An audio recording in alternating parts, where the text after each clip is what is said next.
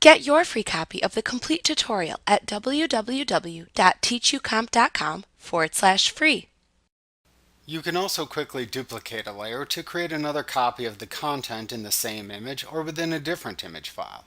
Be aware that if you duplicate the layer in an image file that has a different pixel resolution, the layer's content may appear a different size than you intended. To create a duplicate layer, click and drag the layer in the Layers panel and drop it on top of the Create a New Layer button in the Layers panel. Another way to perform this same function is to select Layer, Duplicate Layer from the menu bar to open the Duplicate Layer dialog box. Type a name for the duplicate layer into the As text box, and then use the Document drop-down to select into which of the opened image files you want to copy the duplicate layer.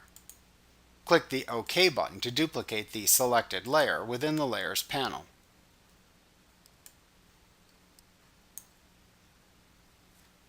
Like what you see? Pick up your free copy of the complete tutorial at www.teachucomp.com/free.